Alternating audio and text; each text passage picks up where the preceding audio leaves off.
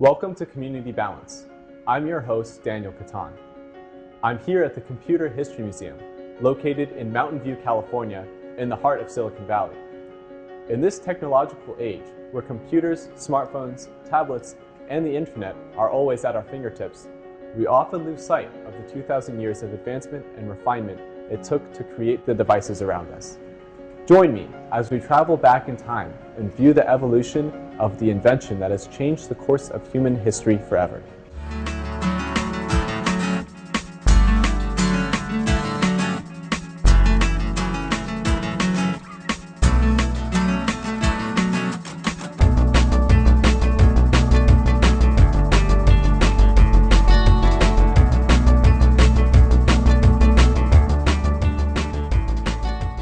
We'll begin here with this simple abacus, a device still used for calculation by some in the Far East.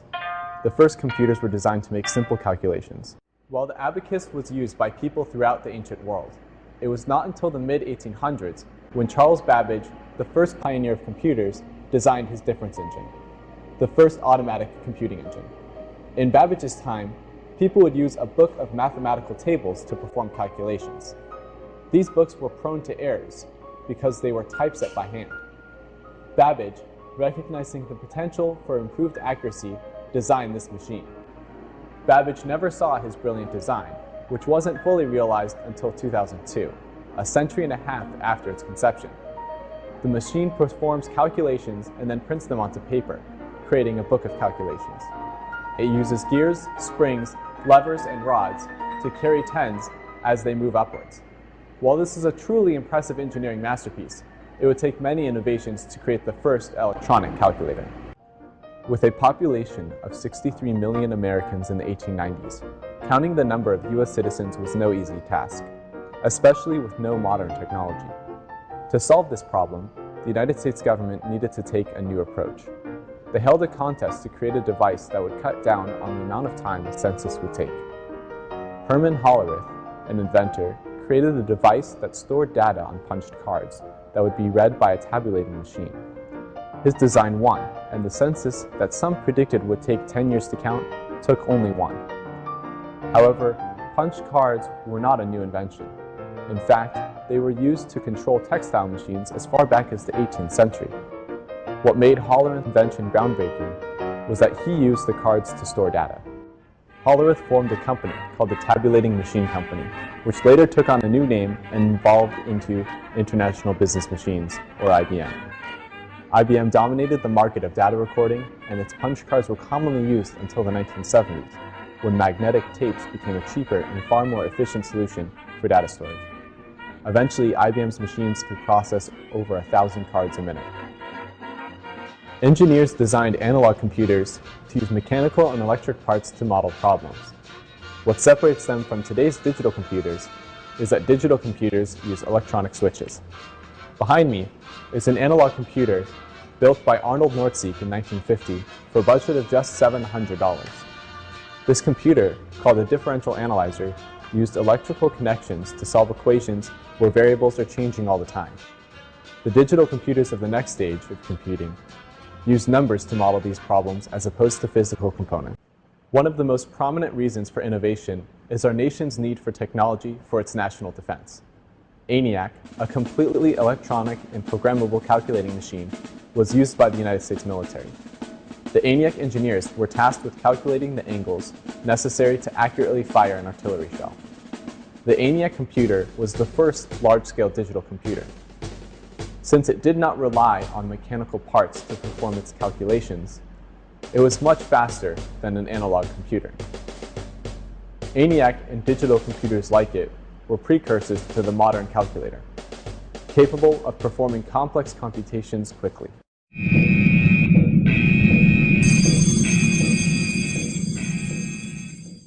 During the 1950s, Americans lived under the fear of attack from Soviet bombers. This is an operating console from SAGE, the military's bomber detection system used to detect a Soviet attack. Weighing in at a massive 250 tons, SAGE was the largest computer ever built. SAGE used information in real time from radar, weather reports, and other sources to detect enemy planes. Later on during the Cold War, a Soviet missile attack became the primary threat to national security, rendering SAGE obsolete. New defense systems built on SAGE's revolutionary advances as one of the first digital computers to make calculations in real time. Large computers like SAGE were extremely costly to purchase, making them out of reach for companies and consumers. These large machines were essentially only available to the government, which subsidized their development. Due to government subsidies for computer innovation in the military, computers became cost-effective for corporate use as well. Businesses around the world recognized the potential value that computers could have by increasing efficiency and performing different tasks. At first, many small businesses were wary of adopting computers because computer companies had many different computer models, often with incompatible software, making expansion and having a unified system difficult. IBM set out to solve this problem, but by doing so, took a huge risk. IBM spent double its annual revenue to design its new computer line, named the System 360. Their risk paid off. The System 360 satisfied the need for a unified brand of hardware and software, becoming a smashing hit. Storage in the form we know today, where data is stored in a random order rather than sequentially, did not come to be until the mid-1950s, with the introduction of IBM's RAMAC 350. It works like modern random access memory by accessing information based on an address, as opposed to looking for information by going in order, speeding up the search process. Using its 50 disks spinning at 1200 RPM and its system of searching, RAMAC became the prototype for data storage of the future. The RAMAC 350 storage unit could hold the equivalent of 62,500 punch cards, 5 million characters. That's about one song on your iPhone. But storage is just part of computing. To create the computers of today, the calculating portion of a computer had to also evolve. While the use of computers grew in the workplace, the need for powerful computers for users such as government agencies and research institutes remained. Cray Research Incorporated, one of the biggest names in supercomputing, used innovative designs to create their supercomputers, each of which was wired by hand. In fact, this computer behind me has over 60 miles of wire. What set the Cray 1 apart from other supercomputers of its time was its speed, circular shape, and cooling system. The Cray 1 supercomputer would remain unmatched in speed for 5 years following its 1976 introduction. Its circular shape made wire lengths shorter, allowing for complicated designs and easier repairs. Only after the technology of computers advanced and became more affordable did computers begin to be available to consumers. As tech companies began to realize the potential uses and profitability of computers in households, tech companies raced to get into the personal computer market. Prior to the late 70s, the majority of personal computers came in kits, making them inaccessible to anyone but engineers, like this Apple I next to me.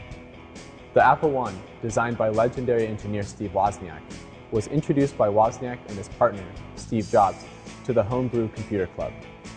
Owners of an Apple I had to add their own display, keyboard, storage system, and power supply. The price for an Apple I in 1976?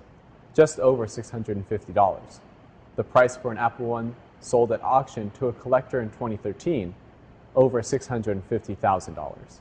It didn't take long for companies to market computers directly at consumers, making them more accessible by making them ready to use right out of the box. The Apple II was released just a year after the Apple I. It became one of the first computer models to achieve widespread success, not only in schools and research facilities, but also in the homes of ordinary users, due to its floppy disk drive and a program written for the machine, VisiCalc, the first spreadsheet program ever made. The Apple II heralded the coming personal computer revolution.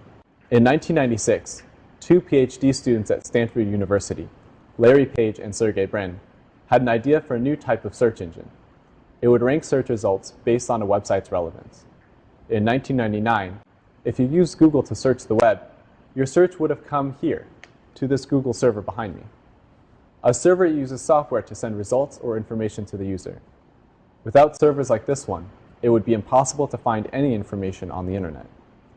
Google's current search engine receives several hundred million searches a day, bringing information instantly to your fingertips. Google's custom hardware and software represents the culmination of hundreds of years of development in computing, spanning from simple arithmetic to sifting through massive amounts of data. It seems like computers know no limit.